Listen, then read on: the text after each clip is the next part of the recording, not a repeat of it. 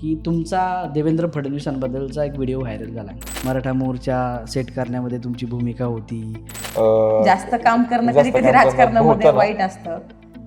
तुम्हाला वाटतं की जास्त काम केलं म्हणून झालं असं? तुम्ही देशविरोधी पण आहात, तुम्ही आतंकवाद्यांचं समर्थन करता ते वगैरे, 10x10च्या खोलीमध्ये राहत होते वगैरे. मला तुम्हाला आज इथं प्रश्न विचारायचा की एवढा पैसा आला कुठून तुमच्याकडे? ट्रोलर्स म्हणतायत की त्यांनी ते मुद्दा हाईप केला म्हणून. ट्रोलर सर कोण आहे ट्रोलर सर? का किंमत देऊ या ट्रोलर्सला मी सर? 40 पैशाची ताकद कळली का? 60 पैशाची ताकद कळली त्या का? दिवशी मी घरी बसेल ना सर, त्या दिवशी माझा अपयश असेल. जोपर्यंत मला असं पद काही भेटत नाही, पण मी हे हे काम आहे माझं सर. सर कसं झालंय, आणि मी कपडा एवढ्या 8 लोकांची महिने सर. दार झिजवली. बरोबर. दया येते सर, किव येते सगळ्या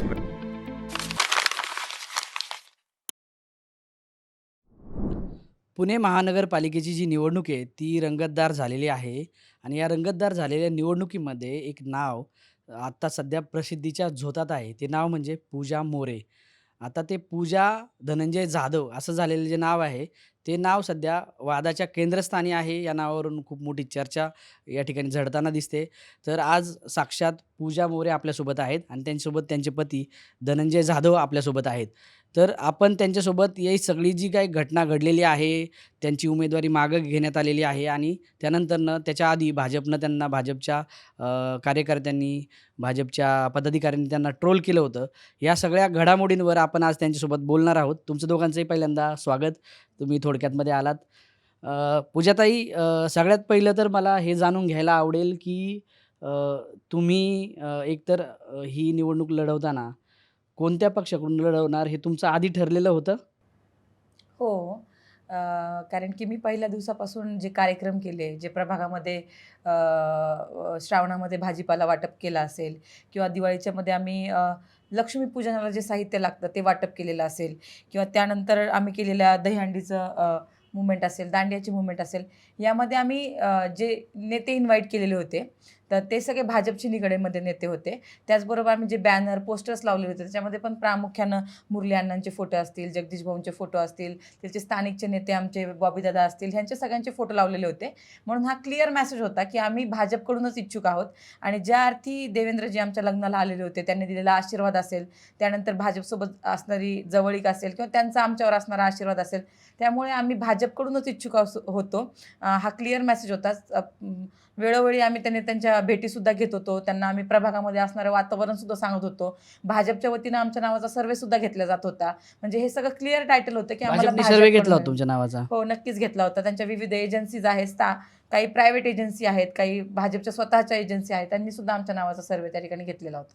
मग तुमच्या नावाची अशी चर्चा होते की तुम्ही खूप साऱ्या पक्षांकडून तिकीट मिळवण्यासाठी प्रयत्न केले. उदाहरणार्थ राष्ट्रवादी काँग्रेसचा अजित पवार गट असेल किंवा भाजपकडनं पण असेल, असे वेगवेगळ्या पक्षाकडून चाचपणी ते केली. उत्तर मला द्यावं लागेल, कारण की त्या सगळ्या प्रक्रियेमध्ये दोघांची आमची ती प्रक्रिया होती आणि त्यात बऱ्यापैकी मुद्द्यांमध्ये पूजा हाईड होती. त्याचं कारण असं होतं की भारतीय जनता पार्टीकडनं तयारी आम्ही एवढी मोठी केली, अनेक विकास कामं आम्ही केली, 5 कोटी रुपयांचं बजेट आणलं, त्यातलं 4 कोटीचं बजेट साधारणतः प्रभाग क्रमांक 1 साठी होतं, 80 लाख रुपयाचं बजेट प्रभाग क्रमांक 2 साठी होतं आणि 20 लाख रुपयाचं बजेट येरवडा म्हणून आमच्या शेजारी 5-6 नंबरचा प्रभाग आहे त्या ठिकाणचं होतं.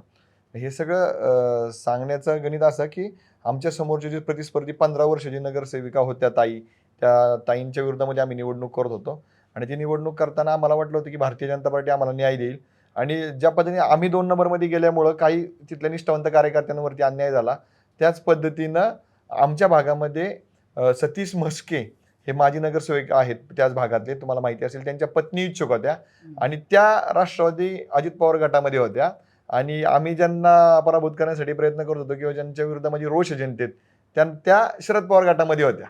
म्हणजे गेम लक्षात घ्या तुम्ही की अजित पवार गटामध्ये अचानक येऊन यांना उमेदवारी मिळाली म्हणून सतीश म्हस्के नाराज होते. मग मी म्हटलं यार आपल्याला दुसऱ्या प्रभागात जावं लागेल, परंतु जो इथला निष्ठावंत राष्ट्रवादी काँग्रेसचा त्याला उमेदवारी मिळाली आणि ज्यांचं काम चुकीच्या पद्धतीने चाललंय, खोटा नरेटिव्ह देतात, लोकांना बोलतापा देतात, तो व्यक्ती जर बाहेर जात असेल तर का नाही आपण असं म्हणावं की आम्हाला जर देता नाही येत राष्ट्रवादीला उमेदवारी तर आम्ही मागतच नाही, पण यांना द्या किंवा आम्हाला द्या, म्हणजे या चुकीच्या माणसाला देऊ नका. यात जास्त फोर्स आम्ही सतीश म्हस्केंच्या नावासाठी लावला होता. तुम्हाला कधी सतीश म्हस्के भेटले तर ते पण तुम्हाला सांगतील की आम्ही सतीश म्हस्केंना उमेदवारी मिळावी म्हणून मी अजित पवार साहेबांना भेटलो. पण मला या ठिकाणी विशेष कौतुक करावं वाटतं, भारतीय जनता पार्टी शिखर नेतृत्वाचा मी 100% खूप आभार आहे. ते आमच्या पुढच्या तुमच्या बोलण्यामध्ये त्यांच्याविषयीचं प्रेम आम्ही जे काही व्यक्त करतो ते दिसेल.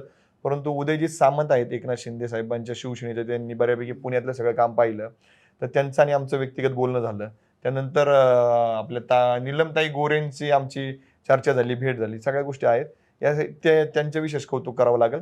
त्यानंतर काँग्रेसचे प्रशांतदा जगताप यांनी तर ही सगळी मुवमेंट घडल्यानंतर एका मोठ्या भावाप्रमाणे फोन केला की धनंजय, मी मैत्रीला जागणारा कार्यकर्ता आहे, तुम्हाला काँग्रेसची उमेदवारी. आता मोहनदादा जोशी भेटले आम्हाला, ते तर म्हणले की यार कोरे बी फॉर्म तुझ्यासाठी पाठवले होते. म्हणजे शिवसेनेने सांगितलं, तुम्हाला काँग्रेसचं सांगितलं, हं. त्याच्यानंतर वंचितची देखील उमेदवारीची तयारी होती आम्हाला. त्याच्यानंतर बसपा म्हणून जो एक आपल्याकडे आता पक्ष आहे, पण बसपा पण विश्रांतवाडी हे भागात आता तुम्ही म्हणताय, पण ही निवडणुकीच्या आधी हे पक्ष तुमच्यासाठी तयार होते तुम्हाला उमेदवारी द्यायला. 100% ज्याला तर होते. तुमच्याकडे म्हणजे तुम्हाला चॉईस करायचा होता पक्ष तिथं, की तुम्हाला अहो, पुढून आता लढायचं हे असं. लोकांना खोटं वाटेल, माझ्याकडे मोबाईलमध्ये मेसेजेस येते की आम्ही एकमेकांशी कोऑर्डिनेट केलेलं. मग तिथे तर काँग्रेस महिला म्हणून लगेच देत होतं, कारण की ती जागा उबाठा गटाला गेली होती. म्हणून तिथले उबाठा गटाचे जे चव्हाण दादा आहेत त्यांनी पण आम्हाला संपर्क केला, मी उमेदवारी भरतोय, तुम्ही विचार करा, इकडे येऊ का. ते झालं. मनसेचे तिथले जे काही पाटील म्हणून आहेत ते देखील म्हणले की तुम्हाला आम्ही उमेदवारी देऊ शकतो. ह्या सगळ्या गोष्टी घडत होत्या. मग हे काय घडत होत्या सर, तर सर्वे काम त्या ठिकाणी राबलेलो आम्ही. आज तुम्ही जर पाहिलं नाही, त्याच्यात पण मग याच्यात जर भाजपने उमेदवारी दिली नसती तुम्हाला, तर हा. तुमच्याकडे ऑप्शन होते, हम्म. तुम्ही ते 100% निवडले होते आणि असते. ते कामाच्या जोरावर होते. पण मग सर तुम्ही दुसरं लक्षात घ्या ना सर, याच पुण्यामध्ये या राज्यामध्ये अनेक जण भाजपची उमेदवारी मिळाली नाही म्हणून रडताना दिसतात ते. आणि आम्ही उमेदवारी दिल्यानंतर हसताना दिसतोय. कालचं रडणं आमचं कार्यकर्ते आणि त्या भागातल्या लोकांना न्याय देऊ शकलो नाही म्हणून होतं, आणि त्यांच्या डोळ्यातले अश्रू बघून होते. भारतीय जनता पार्टीने 8 महिन्यातलं आमचं काम बघून जर आम्हाला न्याय दिला, अनेकांना डावललं, ज्यांच्यामुळे त्या प्रभागातल्या ज्यांच्यावर आमच्यामुळे अन्याय झाला, तर त्या लोकांना डावलून आम्हाला उमेदवारी दिली. आणि जर या सगळ्या गोष्टी घडल्यात, तर आम्ही भारतीय जनता पार्टीला परत डावलून परत या भागामध्ये निवडणूक का लढावी, जर ते आमच्यासाठी एवढे पॉझिटिव्ह होते तर. त्यामुळं ज्यांनी या देशातला आज मोठा बरं, पक्ष ते आहे. सगळ्यात महत्त्वाची गोष्ट ही जाणून घ्यायची आहे, की भाजपनं तुम्हाला या सगळ्या परिस्थितीमध्ये उमेदवारी दिली होती आधी. पण मग माशी शिंकली कुठं? भाजपने तुम्हाला सांगितलं विथड्रॉल करायला, की तुम्ही स्वतः विथड्रॉल केलं? कारण ह्याच्यात असं सांगितलं जातं, की हा सगळा प्रकार समोर आल्यानंतर किंवा तुमचे काही व्हिडिओ व्हायरल झाल्यानंतर ना, तुम्हाला विथड्रॉल करायला सांगितलं गेलं भाजपच्या कार्यकर्त्यांचा संताप आम्ही बघून. दोघंही उत्तर देऊ या प्रश्नाचं, कारण की ते भाजपशी निगडीत आल्यामुळे जर आता ताई जास्त बोलतील त्या विषयामध्ये. ताई भाजपमध्ये सक्रिय राहणार आहेत, करणार आहेत. मी छत्रपती संभाजीराजांसोबत प्रामाणिक आहे, होतो, राहणार आहे. तर या सगळ्या गणितांमध्ये असं गणित घडलं की आम्ही जे काम केलं, त्यामुळे आम्ही जे 1 मध्ये काम केलं, तर त्या कामाच्या बरोबरीने 2 मध्ये देखील त्याची चर्चा होती की ह्यांनी खूप ताकदीनं काम केलं. 2 मधले अनेक लोक गेल्या 6 महिन्यापासून आम्हाला भेटत होते की 2 मध्ये स्पेस आहे, तुम्ही काम करावं, तिथं तुमचं वातावरण तयार होईल. आणि खरंच तो सर्वे वगैरे पाहून देवेंद्रजी असतील, मुरलीअण्णा मोळ असतील, जगदीश भाऊ असतील, या सगळ्यांनी आम्हाला उमेदवारी दिली. त्याच्यामध्ये मंगेशदादा असतील, बॉबीदादा असतील, यांनी सगळ्यांनी उमेदवारी आम्हाला दिली. परंतु त्या ठिकाणी पैशाचा खूप मोठ्या प्रमाणामध्ये वापर झाला. आणि मी भारतीय जनता पार्टी किंवा संघाच्या ज्या लोकांनी आम्हाला ट्रोल केलं, मी त्यांना दोष देणार नाही. झाली गंमत अशी की आमच्या भागातल्या आम्ही ज्यांच्या विरोधामध्ये लढणार होतो, त्या महिला नगरसेविकेच्या पतीनं आमच्या अंतर्गत जो काय माझ्या पक्षाचा, म्हणजे माझ्या जुन्या सहकार्यासोबत, तो सहकारी पण आम्हाला सोडून गेलाय, त्या सहकार्यासोबतची छोटीशी धुसफूसला त्यांनी आग लावली.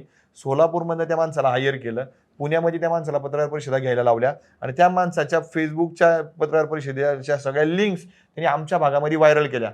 त्या माणसाचा आणि माझा यथोचित कुठलाही बांधाला बांध नाही, कधी माझा आणि त्या माणसाचा वाद झालेला नाही. याच्यापूर्वी मी कधी यांच्यावर टीका केली नाही, त्यांनी माझ्यावर टीका केली नाही. फक्त आम्ही काम करून स्पर्धेत आलो म्हणून त्यांनी ते राजकारण केलं. ते कोण आहेत, तर राष्ट्रवादी काँग्रेस पक्षाच्या त्या आत्ता उमेदवार आहेत. 2 नंबरचा तो प्रभाग राष्ट्रवादी काँग्रेस पक्षाचे शहराध्यक्ष यांचे बंधू त्या प्रभागामध्ये लढतात आहेत, आणि ज्या ठिकाणी ते लढतात आहेत त्यांचे 2 बंधू तिथे लढतात आहेत. त्या प्रभागामध्ये मला लढायला लागल्यामुळं तो प्रभाग स्ट्रॉंग झाला. ही चर्चा पूर्ण त्या प्रभागामध्ये झाली की धनंजय जाधवची ताकद आहे. 1 नंबर मधनं धनंजय जाधवच्या मिसेसला 2 नंबर मध्ये टाकलं. म्हणजे हे तिथं केलं भीती हे केलं स्थानिक स्तरावरून झालं स्थानिक असं तुमचं स्तरावर म्हणणं झालं. आहे. त्याची उत्तरं देतो मी तुम्हाला. स्थानिक स्तरावधी 1 मध्ये पण राष्ट्रवादीलाच धोका झाला त्या महिलेला. दुसऱ्या भागामध्ये पण झाला. राष्ट्रवादीचा पॅनलच्या विरोधातला भाजपचा पॅनल स्ट्रॉंग झाला. हिकडचे नाराज एक झाली. यांनी ट्रोलरची गँग बसवली आणि त्या ट्रोलरच्या गँग्सनी पूर्ण पद्धतीने आमच्या विरोधामध्ये. स्थानिकांनी नाराज होण्यामागची कारणही सांगा जरा थोडीशी. काम काय नेमकं आमचं. काय आहे? आमचं काम 8 महिन्यातला आमचा प्रवास. लग्न झाल्यानंतर देवेंद्रजी लग्नाला आले, आदरणीय शरदचंद्रजी पवार साहेब आले, अंबादास दानवे साहेब आले. आणि अनेक मंत्री असंख्य आणि मंत्री. आमदार आले होते. त्याच्यानंतर एक प्रक्रिया आहे की 8x10च्या खोलीमध्ये राहणारा धनंजय जाधव कोण आहे, असा भाडेकरू राहणारा मुलगा, की त्याच्या लग्नाला एवढे सगळे मंत्री येतात. मग तिथून एकतर ती गोष्ट सुरू झाली की हा नेमका कोण आहे. आणि मग त्याच्यामध्ये अस्वस्थ झाले काही लोक जे पूर्वीपासून राजकारण करत आलेले आहेत ते. आणि त्यांच्यामध्ये त्यावेळेसच एक चर्चा होती की बाबा असा कोण व्यक्ती त्याच्या लग्नाला एवढे जण येतात, तर आपण आता नरेंद्र मोदींना ज्यावेळेस लग्नामध्ये आणू ना, त्यावेळेसच आपण हे ह्याच्या म्हणजे लग्नाचं हे मोडून Record. मोडून टाकू, रेकॉर्ड रेकॉर्ड. तोडून काढू. आमच्या तर नजरेत तसं आमच्या काही नजरेमध्ये नव्हतं. तसं काहीच नव्हतं. आम्ही म्हणजे त्यांच्या ब्लेसिंग्स आपल्याला मोठ्या होत्या किंवा आम्ही असं काही घडवून नव्हतं केलेलं. हे सगळे आले. पत्रिका आम्ही सगळ्यांना दिल्या होत्या, कारण की राजकीय जीवनामध्ये काम करत असताना विरोध असू द्या नाहीतर समर्थन असू द्या, परंतु कधी ना कधी ह्या नेत्यांचा आमच्या लाईफमध्ये संबंध आलेला धनाभाऊंच्या आयुष्यामध्ये पॉझिटिव्हली आले असतील देवेंद्रजी. पण माझ्या आयुष्यामध्ये मी केलेलं महाजनश यात्रेनं त्यावेळेस अडवलं होतं. त्यावेळेस त्यांना मी शेतकऱ्यांच्या बाजूनं पण त्या खुर्चीच्या विरोधामध्ये वागली होती. पण कधी ना कधी संबंध आलेला होता. आणि त्याच प्रकरणामध्ये ज्यावेळेस मी महाजनच यात्रा अडवली आणि ज्यावेळेस मला तुरुंगात जावं लागलं होतं, त्यावेळेस मला शरद पवार साहेब धावून आले होते की त्या मुलीला सोडलं पाहिजे म्हणून. तर कधी ना कधी आमचा संबंध आलेला आहे या राजकीय जीवनामध्ये. तर ते सगळ्यांना आम्ही पत्रिका दिल्या होत्या आणि ते आले. परंतु असं गावात कुणाला तरी काहीतरी दाखवायचंय, त्यांना कमी लेखायचंय म्हणून या नेत्यांना आपल्या लग्नाला आणायचं असा काहीच विषय नव्हता. पण तिथून हे सगळं सुरू झालं आणि नंतर 8 महिन्यामध्ये आम्ही ठरवलं की आम्हाला निवडणुकीला उभं राहायचंय. 8 महिने कमी काळ होता आणि माझा चेहरा घराघरापर्यंत पोहोचायचा होता, म्हणून मला फास्ट जाणं गरजेचं होतं. मग दांडियाचे कार्यक्रम, त्याच्यानंतर खेळ पैठणीचे कार्यक्रम, दहीहंडीचे मोठे मोठे कार्यक्रम. मग हा मुलगा कोण आहे ना, म्हणजे आम्ही कार्यक्रम करतोय, त्या कार्यक्रमाला गर्दी होत नाही, हा पहिल्यांदाच करतोय. त्यांच्या कार्यक्रमामध्ये मुंगी शिरायला सुद्धा जागा नाहीये, 10,000 लोक येतात. गीताईसारखं लॉन्स आहे ज्याच्यामध्ये आमचं लग्न झालं, त्याचे तिन्ही हॉल आम्हाला बुक करायला लागतायत. तिन्ही हॉलमधल्या पॅसेजमध्ये सुद्धा लोक नाचतायत, वरतून पाऊस पडतोय, पुण्यामधले दहीहंडीचे सगळेच कार्यक्रम रद्द होत आहेत, यांचा हिट होतोय. म्हणजे हे दोघं जण कोण आहेत ना, ही रिस्क त्यांना लागलेली होती. मग ह्यांना बाद करायचं, हे जर पुढे आले ताकदीनं तर मग आमचं काय, आमच्या इतक्या वर्षाचं राजकारणाचं काय. त्याच्यामुळे मला असं वाटतं याच्यातून काही गोष्टी कनेक्ट, त्यातले काही लोक आमच्या सोबत पण होते आणि पण काही लोक विरोधामध्ये पण होते. मला असं वाटतं ह्याच्यावर षडयंत्र त्यांनी 8 महिन्यापासून मला केलं. सांगायचं झालं तर अनिल बॉबी टिंगरे म्हणून जे आमच्या भागातले नगरसेवक आहेत ते आमच्या सोबत होते या सगळ्या प्रक्रियेमध्ये. परंतु बाकीचा जो गट आहे जे स्वतःला त्या ठिकाणचे प्रस्थापित समजतात, हे समजतात, हे सगळ्या लोकांनी केलं. पण ह्याच्या पुढे जाऊन सर मी जर एक सांगितलं ना तुम्हाला की तुम्ही एवढा मोठा सगळा चॅनल चालवताय किंवा हे सगळं करताय, तर तुम्ही नक्की सर सांगितलं पाहिजे मला की एक असा नगरसेवक पदासाठी उमेदवार येतो की जो नगरसेवक होण्याच्या आधी म्हणतो की मी तुमच्याकडे मत मागायला आलोय, तुमच्या भागातला मी प्रॉब्लेम सॉल्व्ह करतो. पूजानी त्या भागामध्ये सर एवढं बजेट आणलं. 15 वर्षापूर्वीपासून ज्या भागामध्ये रोड झाला नाही सर, तिथं लोकांना रोड दिले. ज्या भागामध्ये ड्रेनेजचे प्रॉब्लेम सॉल्व्ह झाले नाहीत ते सॉल्व्ह केले सर. म्हणजे इतकं काम केलं, ओपन जिम्स दिल्या, सगळं केलं. आणि हा सगळा सर जो कामाचा झपाटा होता, कामाचा जो वेग होता, महिलांच्या बाबतीमध्ये महिलांना एक हक्काची बहीण भेटली. त्यांना एक म्हणजे त्या प्रभागामध्ये सर आमचं जे ऑफिस आहे ना, त्याच्यामध्ये एक माहेर म्हणून आम्ही एक रूम केलेली आहे सर. ज्या कोण हॉल केला एक, आणि ज्या कोणाला असं अस्वस्थ वाटता येईल, ज्या कोणाला काहीतरी फॅमिली प्रॉब्लेम्स होतील, काही वेगळे प्रॉब्लेम्स होतील, ती लोक तिथे येऊन मनोगत व्यक्त करू शकतात, शांत होऊ शकतात, आत्मचिंतन करू शकतात. आणि दांडिया, मेकअप, म्हणजे सर आम्ही ही निवडणूक एवढ्या वेगळ्या टप्प्यावर नेली की आत्तापर्यंत हा प्रयोग कुणीच केला नसेल सर. म्हणजे आमच्या भागामध्ये दांडियाचे क्लासेस झाले, तिथं योगा क्लासेस झाले, झुंबा क्लासेस झाले. आणि याच्याही पुढे जाऊन मी तुम्हाला सांगतो की एक इतका अभिनव प्रयोग झाला. एक सायलीताई म्हणून आमच्या ऑफिसमध्ये आहेत, तिचं खरंच मी धन्यवाद देतो तुमच्या चॅनलवरून. त्या सायलीताईंनी ऑफिसचं काम करत असताना बहीण म्हणून ती स्वतः हे Beautician. ब्युटिशियन्स आहे. तर त्यांनी आमच्या भागामधल्या साधारणतः हजारातल्या संख्येमध्ये 4-4 दिवसाचं वर्कशॉप व्हायचं. महिला भगिनींना मेकअप तुम्हाला माहिती आहे किती आवडतं, माझ्या बायकोला नाही आवडत, पण इतर लोकांना इथून पुढे माहित नाही, ती निवडणूक प्रक्रियेत बिझी होती. पण महिलांना मेकअप, स्वतःचं सौंदर्य याच्यावरती खूप आकर्षण असतं. ही ताई काय करायची, आम्ही असे छोटे छोटे स्लॉट बुक केले होते. कळसमध्ये एक स्लॉट होता, मस्के मस्तीमध्ये एक स्लॉट होता, भीमनगरमध्ये, लोहगावमध्ये. आणि तिथं महिला यायच्या, 100 महिलांची बॅच घ्यायचो आम्ही, त्यांना मेकअप कसा करायचा हे शिकवायचो. मग त्यातनं त्यांचं आमचं आकर्षण व्हायचं. ताई त्याच्यामध्ये एक दिवस जायच्या, त्यांच्याशी गप्पा मारायच्या. आणि ह्यातनं एक 2-3-5 हजार महिलांची टीम बांधल्या गेली सर. आणि हे ज्यावेळेस त्या लोकांना दिसायला लागलं की अरे हे वेगळ्याच पद्धतीने राजकारण करतात, एक नवीन पायंडा पडतात, ह्या सगळ्या गोष्टींची दखल आणि खूप फास्ट झालं. त्यामुळे सर तुम्ही इलेक्शन लढवायच्या आधी आम्ही ऑब्झर्वेशन केलं, तुम्ही खूप स्ट्रॅटेजिकली सगळं केलं. म्हणजे तुमचे कार्यक्रम जे आहेत ते व्यवस्थित प्लॅन केलेले दिसतात. इव्हेंटवाल्यांनी केल्यासारखे तुमचे कार्यक्रम दिसतात. म्हणजे हे तुम्ही निवडणुकीला उभे राहायच्या आधी लोकांना कळलं होतं महाराष्ट्राच्या जनतेला की तुम्ही उभे राहणार आहे. सो एवढे इव्हेंट केले तुम्ही, एवढे मोठे मोठे प्रोग्राम केले. तुम्ही सांगितलं की तुम्ही काही 6x10च्या खोलीत वगैरे राहत होते वगैरे, 10x10च्या खोलीमध्ये राहत होते वगैरे. मला तुम्हाला आज इथं प्रश्न विचारायचा, की एवढा पैसा आला कुठून तुमच्याकडे? एवढे मोठे इव्हेंट घेतले. 10-10, 20-20 हजार महत्वाचा लोकं प्रश्न आहे. तुम्ही सर तुम्ही खरंच सर जमवले. तुम्हाला मी आभार व्यक्त करेल. मी आज एक पोस्ट बघितली, की आम्ही आमचा तो ह्याचा कार्यक्रम यशस्वी झाला. खेळ पैठणीचा कार्यक्रम यशस्वी झाला. आम्ही साड्या वाटल्या आणि सर त्याच्यामध्ये हिने जी साडी घातली होती ती पण त्यातलीच एक साडी होती. ₹600 म्हणजे होलसेलला ती ₹1500 असेल, रिटेलला ₹1500 असेल. ₹600 ची हिने पण साडी त्यातलीच घातली होती. पण ही त्यावेळेस हे होते ना, हिट असते आणि त्यावेळेस एखादा कार्यक्रम भारी होतो किंवा नवरदेवाचं लग्न जोरत होतं त्यावेळेस तो एक ग्लो येतो चेहऱ्यावरती आपल्या. तसा ग्लो हिच्या चेहऱ्यावरती आला होता. आणि लोक टीका करतात की ही साडीची किंमत काय असेल, ती ₹600 ची साडी, पण लोकांना वाटते ती की ₹60,000 ची साडी आहे. म्हणून लोक तिथं विचार यांनी पैसे कुठून आणले. मग हे उत्तर मला तुमच्या माध्यमातून देणं गरजेचं वाटतं. सर कुठलंही काम जर आपण जो मोठ्या प्रमाणात केलं ना तर त्याला यश चांगलं आहे. तर मी माझ्या आयुष्यामध्ये मला एक परिस्पर्श झालेला आहे. म्हणजे लोखंडाला लावलं तर त्याचं सोनं होतं म्हणतात. तसे ते छत्रपती संभाजी महाराज माझ्या आयुष्यामध्ये आले. शिवाजी महाराजांचं काम करता करता मी त्यांच्याशी जोडले गेलो. खूप चांगली चांगली कामं केली. त्यांच्यामुळे माझ्या अनेक वेगवेगळ्या मोठ्या लोकांसोबत संपर्क आले आणि त्या लग्न झालं आमचं. त्यांचे उपकार आहेत आमच्यावरती दोघांवरती.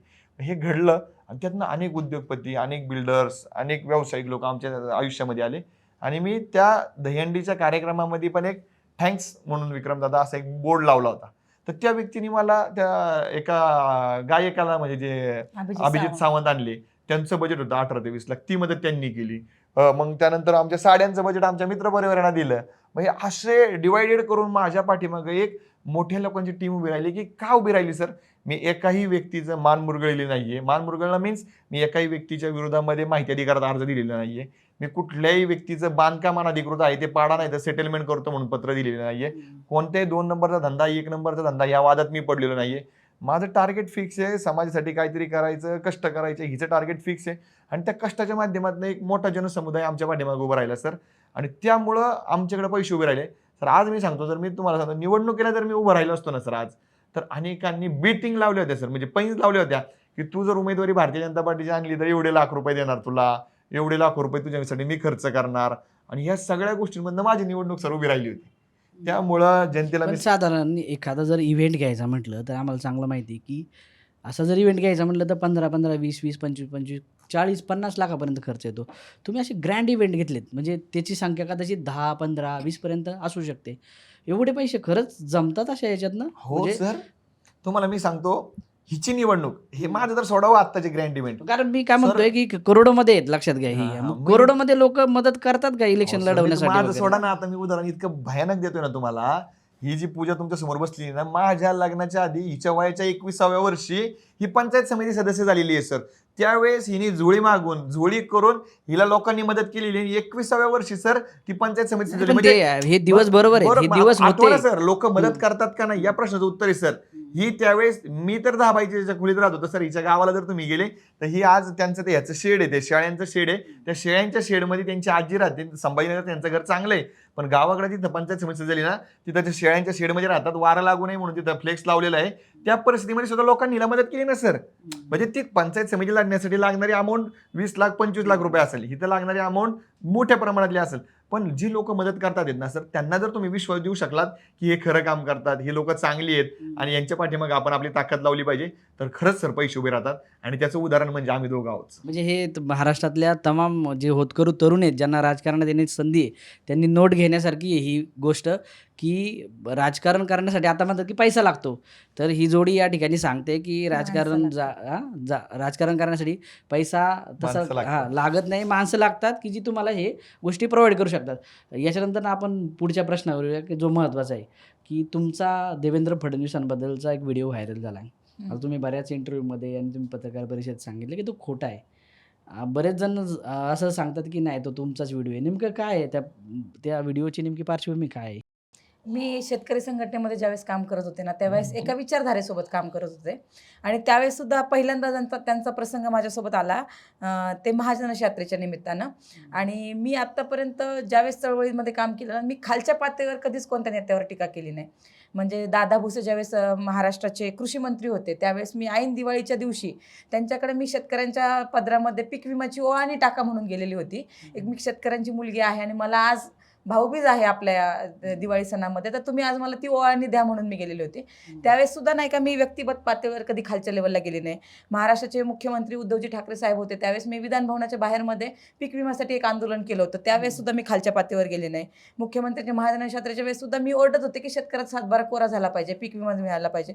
व्यक्तिगत मी कुणाच्या विषयी रोष ठेवून कधीच काम केलेलं नाही आणि कुठली पण प्रतिक्रिया तुमच्या पण ज्या दिलेली भूमिका नाही. होत्या शेतकऱ्या म्हणजे नाही, तुम्ही हे स्वाभिमानी महत्त्वाचं आहे की शेतकरी आरोप संघटनेत जो होत्या. केला तो हम्म. मला नाही, क्लिअर करू द्या असं वाटतं तिला की हां. जे त्यांच्या ते बायको तर म्हणून तुम्ही सांगितलं की तो व्हिडिओ तुमचा नाहीये हां. म्हणून वगैरे, पण ते मला पुन्हा क्लिअर करायचं आहे. तर एकंदरीत मराठा क्रांती मोर्चामध्ये महाराष्ट्रामध्ये अनेक मुली भाषण करत होत्या. हे मुंबईला निघाला मोर्चा, छत्रपती संभाजीनगरला निघालेला पहिला मोर्चा, नंतर प्रत्येक जिल्ह्यामध्ये निघाले आणि प्रत्येक जिल्ह्यातल्या 5-5 मुली हा लीड करत होत्या, कारण की त्याची ठेवण तशी होती. कचरा उचलला पाहिजे, महिला फ्रंटला राहतील, मुलीच बोलतील, पुरुष समोर येणार नाहीत, ते ठेवणीत हा मोर्चा होत होता आणि प्रत्येक जिल्ह्यातल्या ब्लॅक ड्रेस घालून मुली 5-5 भाषण करत होत्या. नंतरच्या कालावधीमध्ये काय झालं, ह्या मुली त्यावेळेस युवती होत्या आणि नंतर 5-10 वर्षानंतर ह्यांचे लग्न झाले, त्या संसारात अडकल्या, कुणी वेगळा ट्रॅक घेतला, कुणी नोकरीमध्ये बिझी झालं, कुणी तर त्याच्यामध्ये ह्या मुली समाजकार्यामध्ये आणि चळवळीमध्ये टिकल्या नाहीत. त्याच्यामध्ये मोजक्या मुली आहेत की त्या समाजकारणात आणि चळवळीमध्ये टिकल्या. त्याच्यामध्ये सातत्याने मी वेगवेगळी मुवमेंट करत आले आणि मराठा क्रांती मोर्चाच्या बाजूनं मी शेतकरी चळवळीमध्ये घुसले. त्याच्यामुळे मी नेहमीच चर्चेमध्ये राहिले किंवा मी काम करत राहिले. तर त्याच्यामुळे सगळ्या लोकांना असं वाटतं तो पोशाख आमचा काळा ड्रेस घातलेला, ती मुलगी सुद्धा काळ्या ड्रेसमध्येच बोलतीये, मग ती पूजा मोरे आहे का, म्हणून ते ट्रोल होत गेलं. परंतु आज ज्यावेळेस मला ते संधी भेटली त्या निमित्तानं, याच्या आधी सुद्धा अनेक वेळा झालेलं आहे, परंतु ते मी नरेटिव्ह खोडण्याचा प्रयत्न केला पण तो खोडता आला नाही. परंतु आज मी सांगते की ती मी नाहीये, ती कुणीतरी परळी तालुक्यातली गाडे पिंपळगावमधली काहीतरी आकांक्षा नवले नावाची ती मुलगी आहे. तिचा मला फोन पण आला होता आज, की ती म्हटली की ताई माझ्यामुळे तुमचं नुकसान झालेलं आहे, की तो व्हिडिओ माझा होता म्हणून. पण तो माझा नव्हता, पण तो फेक नरेटिव्ह इतका पसरत गेला ना की त्याला मी थांबवायचं कसं, यासाठी पेड यंत्रणा उभी करणं आणि ती महाराष्ट्रात उभी करणं हे मला अवघड गेलं आणि त्याच्यामुळे मला वाटतं की ह्या फेक गोष्टीचा माझा बळी नाही. पण ठरला. आता याच्यात तुम्ही स्वाभिमानी शेतकरी संघटनेच्या वेळेस काम करत होते, त्यावेळेस तुम्ही सरकार म्हणून फडणवीसांवर टीका केलेली आहे वगैरे. त्यानंतर दुसरी गोष्ट अशी होते की राहुल गांधींसोबतचा तुमचा एक फोटो पण व्हायरल होतोय. सो त्या हिशोबाने तुम्हाला असं सांगितलं होतं की तुम्ही भाजप विरोधी आहात आणि त्यात तुमचा नंतर पहलगामचा व्हिडिओ पण त्यात जोडला गेला की तुम्ही देशविरोधी पण आहात, तुम्ही आतंकवाद्यांचं समर्थन करताय वगैरे. तर नेमकं म्हणजे त्या व्हिडिओचं पण सांगा की पहलगामच्या व्हिडिओचं की नेमकं काय झालं होतं? नाही सर, मग मी ज्यावेळेस राहुलजींना भेटले होते तर ते कशासाठी भेटले होते हे सगळ्यात महत्त्वाचं आहे. मी शेतकरी संघटनेमध्ये काम करत होते. एक जर मला फडणवीस साहेबांना विरोध केला म्हणून मी भाजप विरोधी आहे, तर माझा विरोध हा भाजपला नव्हता ना त्यावेळेस. मी शेतकरी मुवमेंटमध्ये काम करत होते आणि जे शेतकऱ्यांचे प्रश्न होते ते खुर्चीशी निगडीत होते मुख्यमंत्र्यांच्या. मग त्यानंतर त्याच खुर्चीवर उद्धवजी बसले ना. आणि तसं पण मुख्यमंत्र्यांना म्हणजे फडणवीसांना तसंही टीका करणाऱ्यांचं काय वावडं नाहीये. हां. त्यांच्यावर टीका केलेले आज कितीतरी लोक भाजपमध्ये आमदार खासदार नाही आहेत, सर. मंत्री सुद्धा आहेत. बाकीचं लक्षात उत्तर घ्या. ती देईल पण मी हां, मग काल ते आता आमचं मी बोलणं मला झालं. मला हा पण प्रश्न पडला ज्यावेळेस तुमच्यावर टीका व्हायला लागली त्यावेळेस की त्या मुद्द्यावरून टीका करण्यासारखं काय नाहीये. कारण का असे लोक तर झाली ना सर सत्तेत टीका. मांडीला मांडी लावून झाली. बसले. झाली ना झाली सर ती टीका का? आणि आणि मला असं वाटतं की मी त्या खुर्चीसोबत म्हणजे मी हे त्यांच्या ज्यावेळेस विरोधात नव्हते, मी हे सुरू शेतकऱ्यांच्या झालं बाजूने होते. त्यावेळेस तुमच्या लक्षात आलं असेल ना सुरू नाही झालं सर, काय तेव्हा. झालं तर तिची जी उत्तरं आहेत ना त्याच्यामध्ये ती राहुलजींना भेटली ना, ती नाकारत नाही ना. पण ती का भेटली तर त्या कापसाच्या दराचा जो प्रश्न आहे तर त्या बाबतीमध्ये भेटली ना. ती नाही डिनाय कुठं करते की मी भेटली नाही, मी ती भेटले. भेटली. काय ते झालं ते प्रोजेक्ट असं केलं जाते की तुम्ही त्या याच्यात आणि सहभागी झाले ट्रोलर्स असं. एवढे हुशार आहेत ना सर हे लोक. माझं मी कापूस त्यांना देते ना तर तो तुम्ही कापसाचा आता फोटो कट तुम्ही करतात ते तुम्ही खालचा. आता भाजपमध्येच आहात का? तुम्ही आता भाजपमध्येच आहात? हो. आता ते तुमच्याच घरातले लोक आहेत, तुमच्याच परिवारातले लोक आहेत ते ज्यांनी तुम्हाला ट्रोल नाही, केलं. नाही नाही सर, याचा उत्तर धनाभाऊ देतील. पण माझं म्हणणं आहे की ट्रोलर्स एवढे हुशार आहेत ना, शेतकरी संघटनेचा बिल्ला माझ्या छातीला आहे तिथं. आणि हा आयात निर्यात धोरण आहे, ठरलं दिल्लीमध्ये जातं, केंद्र सरकारशी निगडीत आहे आणि केंद्र सरकारपर्यंत आमच्या भावना कधी पोहोचणार आहेत ना. राहुलजी ग्राउंडवर उतरलेले होते भारत जोडो यात्रेच्या निमित्त, ते मराठवाड्यातून चालले होते म्हणून मी एसटीने त्यांच्यापर्यंत पोहोचले होते. 4:30 वाजता त्या रूटवरून जे जाणार तिथं मी जाऊन थांबलेली होती आणि त्यांना मला म्हणायचं होतं की आयात निर्यात धोरण जे देशामध्ये ठरतं ना तर ते तुम्ही बदललं पाहिजे आणि त्यासाठी आवाज उठवला पाहिजे देश पातळीवर, जेणेकरून शेतकऱ्याच्या कापसाला भाव भेटेल. ते बोंड आणि कापूस घेऊन गेलेले मी बसमधून त्यांना दाखवण्यासाठी, तर ते कट केलंय कापसाची बोंड वगैरे खाली, वरचा फोटो दाखवतात नुसता. तर माझा भावना त्याच्यामध्ये एक होती की तुमच्याच घरातले मी तेच सांगत होतो, हा, हे ते- तुमच्याच घरातले लोक आहेत. काश्मीरचं सांगा आता आता- काय झालं, मग मी त्याच्यावर उत्तर देतो. काश्मीरचा आता पण प्रश्न आहे. काश्मीरच्या प्रकरणामध्ये असं झालं की आम्ही तिथं गेलो होतो आणि पहिल्यांदा ज्यावेळेस तिथं अटॅक झाला त्याच्यावेळेस काश्मीरमधलं वातावरण वेगळं होतं. देशभरामध्ये लोक शॉकच होते की हल्ला कुणी केला, काय केला, कसा बाहेर आला, किंवा जी लोक बाधित झालेली आहे, ज्यांच्यावर अटॅक झाला, जी वारलेली आहे त्याच्यामध्ये, त्यांच्या कुटुंबाच्या प्रतिक्रिया समोर आलेल्या नव्हत्या.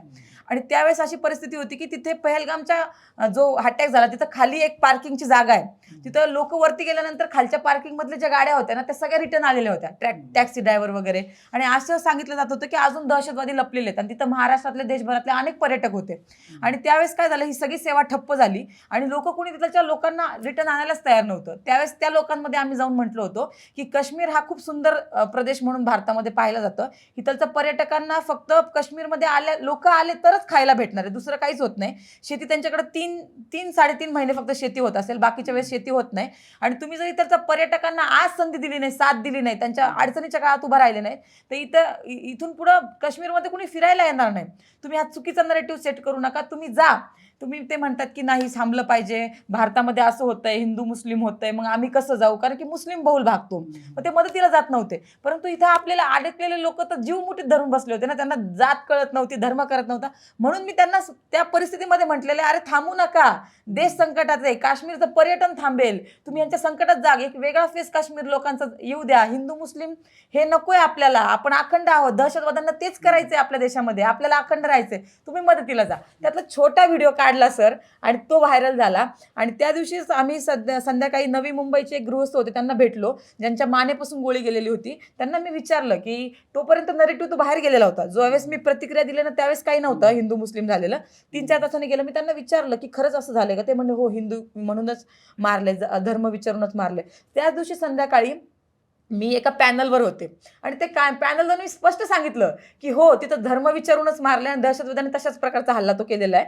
परंतु मला असं वाटतं की माझं खरं तिथपर्यंत जाईस तर त्या परिस्थितीमध्ये मी दिलेला व्हिडिओ हा देशभरामध्ये व्हायरल होत होता.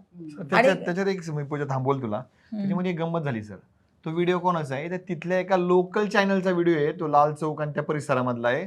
आणि त्याच्यामध्ये मग ते काँग्रेस इन्व्हॉल्व झालं. मग तो मुद्दा व्हिडिओ शेअर काँग्रेस, झाला हा तो काँग्रेस. काँग्रेस आणि आमचे व्हिडिओ त्याच्या काँग्रेसनी, पेजवरून MIMनी, काँग्रेसनी शेअर केले. आम्हाला अशी माहिती कळाली की मुस्लिम बहुल साधारणतः 20 ते 25 देशांमध्ये आमचा तो व्हिडिओ व्हायरल झाला गेला. आणि काँग्रेसने ते असं दाखवलं की भाजप खोटं बोलतोय. मग त्याच्यात ते देशपातळीवरच राजकारणाला आम्ही छोटी माणसं, आम्हाला हे काही माहिती नाही. आणि त्यामुळं वरती आता आम्ही मध्यंतरी एका मोठ्या काही लोकांची भेट घेतली. तर ठराविक काही मुख्यमंत्री एका राज्यामध्ये जमले होते आणि त्या ठिकाणी त्यांची चर्चा चालली होती, ये लडकी पुन्हा से ये कोण आहे. मग त्याच्याशी निगडीत ते माझी पण ती माहिती त्याच्यामध्ये सगळी आली. त्या माणसाने शब्दावर सांगितलं की अशी गोष्ट घडलेली आहे. आणि तिथं गुजरात किंवा कुठल्या तरी भागामध्ये जी चर्चा झाली, म्हणजे इतकं निगेटिव्ह ते फास्ट पसरवलं गेलं काँग्रेसनी मुसलमानांच्या बाजूने डॅमेज थांबवण्यासाठी. पण सत्य हे होतं, हो, मुसलमान म्हणजे ज्यांनी कोणी हल्ला केला त्या लोकांनी हिंदू म्हणूनच विचारलं होतं आणि हिंदू म्हणूनच मारलं होतं. आणि आमची ती भावना झाली. नंतर आम्ही म्हणलो, ही पण म्हणली, मी पण म्हटलो. व्हायरल हिचं झाल्यामुळे मी तिच्या शेजारी बसलो होतो. तिने सगळ्या माध्यमांना सांगितलं की नाही, धर्म विचारूनच मारलेला आहे, त्यामुळे मी त्या मारणाऱ्यांचा आणि त्या सगळ्या लोकांचा निषेध करते.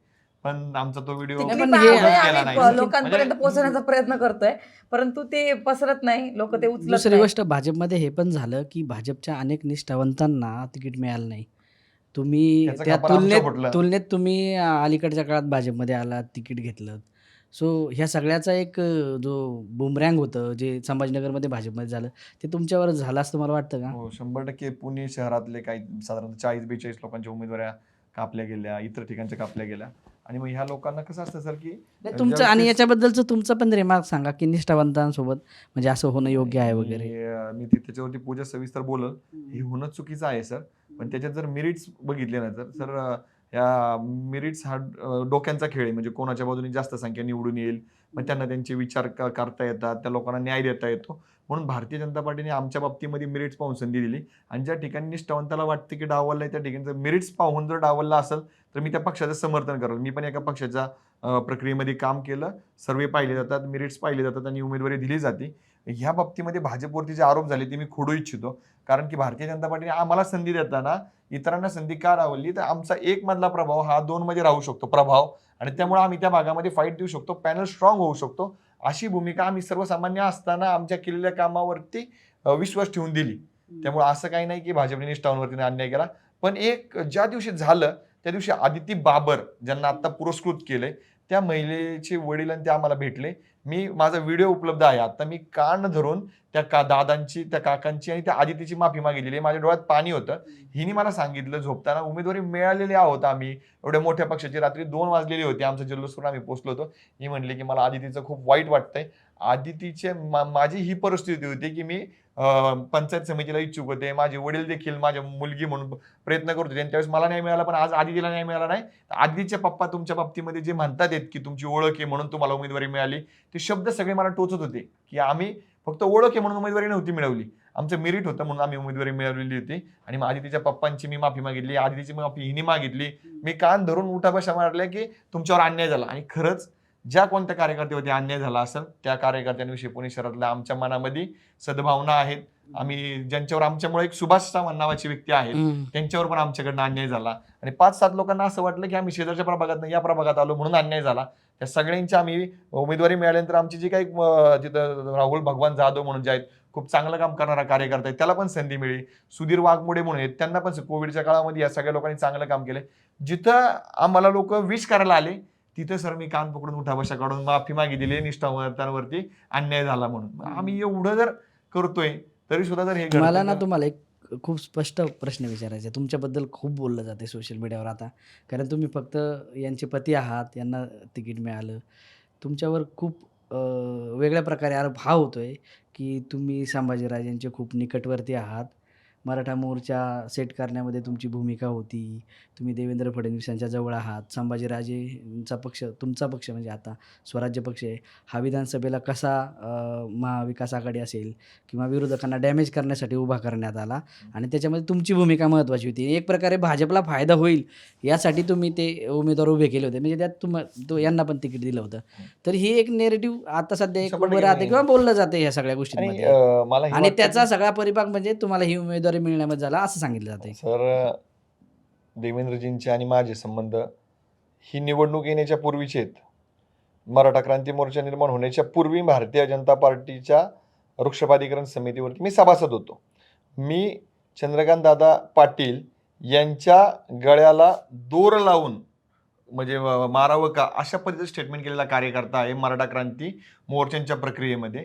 म्हणजे ज्यावेळेस ही लोक मराठा समाजाला हिनवत होती किंवा ज्या काही गोष्टी आम्हाला अपेक्षा होत्या की त्यांच्याकडे न्याय मिळावा आणि त्या अपेक्षा पूर्ती होत नव्हती ना सर.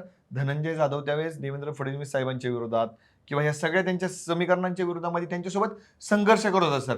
आज भारतीय जनता पार्टीच्या सत्ताधारी आमदारांच्या घराबाहेर ढोल वाजवणारा पुणे शहरामध्ये हा धनंजय जाधव होता सर. समाजाचे न्याय हक्काचे प्रश्न मांडणारा धनंजय जाधव होता सर. तुम्हाला जर असं वाटत असेल ना की आम्ही त्यांच्या बाजूने झुकलेलं दिसतोय त्याचे कारण समजून घ्या सर तुम्ही. अण्णासाहेब पाटील महामंडळ 1995ला स्थापन झालं. 97 किंवा 2000 पासून ती महामंडळ बंद राहिलं आणि आता एक 4-6 वर्षापूर्वी 2016-15च्या दरम्यान यांची सत्तेवरती आल्यानंतर त्याला बजेट मिळालं, भाग भांडवल मिळालं आणि ते झालं. मी विरोधी पक्षामध्ये देखील असताना अण्णासाहेब पाटील महामंडळ निर्माण व्हावं म्हणून छत्रपती संभाजीराजे आम्ही ज्या भूमिका घेतल्या होत्या त्यामुळं मला महामंडळाचा विशेष निमंत्रित संचालक केलं होतं सर. आणि त्यानंतर महाराष्ट्रामध्ये त्या महामंडळाच्या माध्यमातून मी जे काम केलं होतं त्यामध्ये मी उल्लेखनीय काम केलं होतं. आमच्या परिसरामध्ये अण्णासाहेब पाटील महामंडळाचा शासनाचा आम्ही स्वतः खर्च करून एक असा मोठा मेळावा घेतला होता ज्यामध्ये एकाच व्यासपीठावर तुम्ही कार घेऊ शकता, व्यवसाय करू शकता.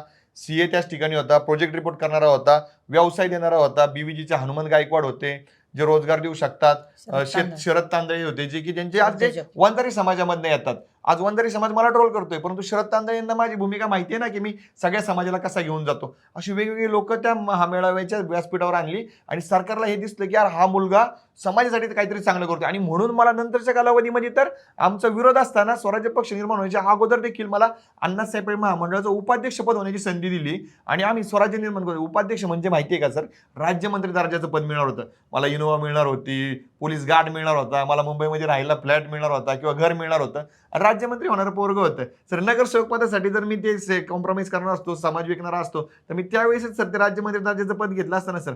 त्याच्यानंतरच्या कालावधीमध्ये मी तुम्हाला सांगायचं मी ते पद नाकारलं. छत्रपती संभाजीराजेंनी असं स्पष्टपणे सांगितलेलं आहे की माझ्याकडे जे कार्यकर्ते आहेत ना असे कार्यकर्ते छत्रपती शिवाजी महाराज त्यावेळेस असतील. हे जे काही धनंजय जाधवने दाखवलंय ना हे भविष्यामध्ये होईल आणि त्याची व्हिडिओ सर माझ्याकडे उपलब्ध आहे. हा झाला अण्णासाहेब पाटील महामंडळाच्या कामाचा भाग. सर दरम्यानच्या कालावधीमध्ये सारथी संस्था निर्माण झाली. सारथी संस्था बंद पडली सर. त्याच्यामध्ये कोण होतं, काय होतं, मी जर जास्त बोललो तर ते एका मोठ्या पक्षाला त्याचा तोटा होईल. म्हणजे पुण्यामध्ये जो राष्ट्रवादी काँग्रेस म्हणतो, मग यांच्या अंतर्गत हेवे दाव्यांमधनं सर ते सारथी संस्था बंद पडली. यार सरांना कोण काय बोललं हे खूप शौर्य. राजेंद्र कोंडरे त्याच्याविषयी सविस्तर सांगतील तुम्हाला. परंतु सारथी संस्था जिवंत व्हावी म्हणून या छत्रपती संभाजी महाराजांनी आणि त्यांच्या सहकाऱ्यांनी पुणे शहरामध्ये सारथीच्या दारामध्ये छत्रपती उपोषणाला बसले होते सर. आणि ते उपोषण सोडवण्यासाठी एकनाथ शिंदेना यावं लागलं. सारथी जिवंत झाली सर आणि हजारो लोकांना सर म्हणजे राज्यातल्या फायदा झाला सर. हे तुम्ही बघितलं पाहिजे. तो दबावगट संभाजीराजांनी निर्माण केला आणि देवेंद्रजींनी ती मागणी पूर्ण केली. सारथी जिवंत झाली. गड किल्ल्यांसाठी सर हजारो कोटी रुपयांचं बजेट महाराष्ट्रामध्ये आलं. 100-200-500 कोटी रुपये रायगड प्राधिकरणाच्या माध्यमातून आज रोजी खर्च झाले. संभाजीराजे ते करतात आहेत. हे सगळं दिसतंय आपल्याला. आणि तरी सुद्धा असं म्हणायचं की या लोकांनी चांगलं केलं. अनेक प्रश्न संभाजीचे सोडवले गेलेले आहेत सर. आणि ते सोडवताना अतिशय लहान वयामध्ये देखील संभाजीराजेंचा माझ्यावर प्रभाव निर्माण झाला. त्यांच्यासोबत मी चांगल्या गोष्टी शिकलो. आणि म्हणून मुख्यमंत्री उद्धवजी ठाकरे होते, मुख्यमंत्री देवेंद्रजी होते, एकनाथजी शिंदे साहेब होते, यांच्यासोबत समाजांचे प्रश्न सोडवण्याचे सर मी तुम्हाला सांगतो चॅलेंज आहे माझं. संभाजीराजेंचं जे आंदोलन आझाद मैदानावरती झालं त्या आंदोलनाच्या माध्यमातून सर 5,000 लोकांना मराठा आरक्षण प्रक्रियेतनं बाहेर फेकल्या गेलेल्या लोकांना न्याय मिळाला. त्या 5,000 लोकांना नोकऱ्या मिळाल्या. त्या 5,000 लोकांचा डेटा तुम्हाला देऊ शकतो. तुम्ही त्यांना सांगू शकता. फक्त संभाजीराजेंची भूमिका, देवेंद्रजी आणि एकनाथजी शिंदे साहेब यांचं मोठेपण म्हणून त्या लोकांना न्याय मिळाला. सर मग ह्या चांगल्या गोष्टी त्या माणसांनी जर केल्यात आणि कुठंतरी आम्ही त्यांच्याविषयी कौतुक केलं तर आम्ही डायरेक्ट समाज विकला. हे कसं होऊ शकतं सर? मी हे जे बोललेलो मेरिट्स आहेत ना सर, याच्या अगोदरच्या माझ्या केलेल्या कामाचे मेरिट्स खरे आहेत का खोटे आहेत का तुम्ही म्हणजे check तुमची करा. जी आणि भूमिका होती ती देवेंद्रजींसोबत ती आधी संघर्षाची होती. हो. मग त्याच्यानंतर हळूहळू ह्या सगळ्या भूमिका तुमच्या बदलत गेल्या कारण त्यांचं काम पाहून असं तुमचं म्हणणं आहे बरोबर? 100% सर. मग आता तुमचे आणि त्यांचे संबंध आता कसे आहेत? नाही 2 टप्प्यामध्ये त्यांचे आणि माझे संबंध आहेत. जर पक्षीय लेवलला उद्या देखील त्यांच्या भूमिकांमध्ये जर काही गोष्टी आल्या तर माझी पत्नी त्यांच्या बाजूने ती जी काही भूमिका बरोबर किंवा रॉंग ती तिची भूमिका ते ती पक्षात घेईल. आहेत ती म्हणून. पक्षात आहे म्हणून घेईल. त्यांच्या आणि माझी व्यक्तिशः खूप चांगले संबंध आहेत. आणि मला गर्व वाटेल सर की माझ्या लग्नाला ते आले होते. माझ्या लग्नाला आल्यानंतर साधारणतः 52 मिनिटांचा वेळ अधिवेशन कालावधीमध्ये देवेंद्रजींनी माझ्या आणि पूजेच्या लग्नाला दिला होता. आणि त्या 52 मिनिटांमध्ये 5 ते 7 मिनिटांचं त्यांचं भाषण होतं. आज मुख्यमंत्र्यांचा वेळ तुम्हाला माहिती आहे. अधिवेशन मला मुंबईत आणखीन असताना एक विचारायचं तुम्हाला त्यात- याच्यात सगळ्या त्यातलं एक ह्याच्यामध्ये समीकरण तुमच्याकडे काय अशी जादू आहे म्हणतात मी की ते तुम्ही समीकरण ऐका ना सर. सगळे लोक तुमच्या लग्नाला होते, तुमचे सगळ्या पक्षातल्या लोकांसोबत खूप चांगले संबंध ते आहे. उत्तर ऐका ना सर. मला देवेंद्रजी म्हणजे सारखा माणूस, तुमचं हिंदुत्व हे वेगळं आहे थोडंसं शिवाजी त्यांच्या महाराजांचं हिंदुत्वापेक्षा. हिंदुत्व आहे माझं. त्यांच्या हिंदुत्वापेक्षा शिवाजी पण महाराजांचं असं हिंदुत्व काय आहे आहे. तुमच्याकडे की हे सगळे नेते तुमच्याकडे अट्रॅक्ट होतात ते सांगतो शिवाजी महाराजांचं हिंदुत्व आहे. ते प्रामाणिक असावं लागतं आणि झटण्याची ताकद असावी लागती, गुन्हे अंगावर घेण्याची ताकद असावी लागती, दलाल नसावं लागतं त्याच्यासाठी, समाज विकावा लागत नाही त्यासाठी. तर मग यातलं एक गेम गंमत तुम्हाला मी सांगत होतो. ते लग्नाला आले. लग्नाला आल्यानंतर राज्याचे मुख्यमंत्री काय म्हणावेत सर?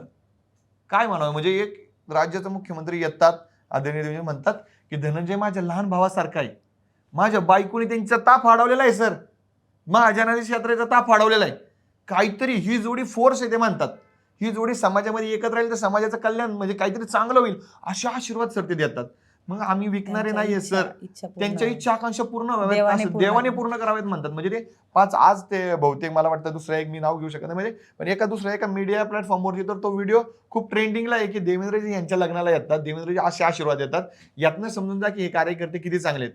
म्हणजे मी सुद्धा अनेक ठिकाणी देवेंद्रजींच्या विरोधामध्ये सर मी खूप मोठी मुवमेंट केली. ती पण ट्रोल आली सर, पण ती लिमिटमध्ये आली. मोदीजींच्या विरोधामध्ये पण मी मुवमेंट केली. छत्रपती शिवाजी महाराजांचं स्मारक अरबी समुद्रामध्ये व्हावं अशा झालं पाहिजे म्हणून नारळ फोडला होता सर. आणि तो नारळ पूर्ण केला नाही म्हणून शिवाजी महाराजांचं स्मारक अरबी समुद्रामध्ये छत्रपती संभाजी महाराज शोधायला गेले दुर्बीण घेऊन. त्या दुसरी दुर्बीण सर माझ्या हातामध्ये होती. जिथं भाजपचं चुकलंय तिथं चुकलंय म्हणणारा कार्यकर्ता आहे सर. आणि त्यामुळं देवेंद्रला माहिती आहे की धनंजय जाधव हा समाजाशी प्रामाणिक आहे, छत्रपतींशी प्रामाणिक आहे. आज रोजी सर हिच्या व्हिडिओ ट्रोल झाल्या, माझी पण व्हिडिओ ट्रोल झाली. काय व्हिडिओ ट्रोल झाली माहिती आहे का? माझी एक जुनी व्हिडिओ आहे त्यात मी लिहिलेलं आहे की नरेंद्रजी मोदी साहेब, देवेंद्रजी साहेब आमच्या शिवाजी महाराजांचं अरबी समुद्रातलं स्मारक दाखवा. लोकांनी अरबी समुद्रातलं स्मारक दाखवा म्हणून टीका करणाऱ्या धनंजय जाधवच्या बायकोला उमेदवारी देणार का? अरे कुठल्या लेवलला राजकारण नेलंय? शिवाजी महाराज तर सोडा राजकारणात. हा आणि मला काय काय नाही ते बोलतात, हिला तर इतकं वाईट ट्रोल करतात सर. दया येते सर, किव येते सगळ्या पण प्रक्रियेमध्ये. देवेंद्रजी का आले मला असं वाटतं की त्यांचं मन यांनी जिंकलेलं आहे, कारण की प्रामाणिक कार्यकर्ता आहे. अण्णासाहेब पाटील आर्थिक विकास महामंडळाचं पद आहे आणि मराठा क्रांती मोर्चामधला एखादा समन्वयक आहे. त्यांनी ते संभाजीराजांना सोडून ते लगेच घेतलं असतं गाडीसाठी, बॉडीगार्डसाठी. पण त्यावेळेस हा मुलगा काय म्हणतोय की मला ते नकोय. वयाच्या 27व्या वर्षी त्यांना ते भेटतंय, गाडी बंगला, जे स्वप्न असतं चळवळीतल्या कार्यकर्त्यांचं, तर ते नको म्हणतात आणि संभाजीराजांना महत्व देतात. त्याच्यामध्येच देवेंद्रजी म्हटले होते की बाबा तू असा कार्यकर्ता मी मराठा चळवळीमध्ये बघितला नाही. मला असं वाटतं की त्यांनी ते मन जिंकलं की हा वेगळा पोरगा आहे, हा काय काय सोडतोय आयुष्यामध्ये, म्हणून ते लग्नाला आले आता होते. पण सर आज देशातली एवढी मोठी पार्टी आहे सर, सगळे आहे सर, निवडून येण्याचे मेरिट्स होते सर.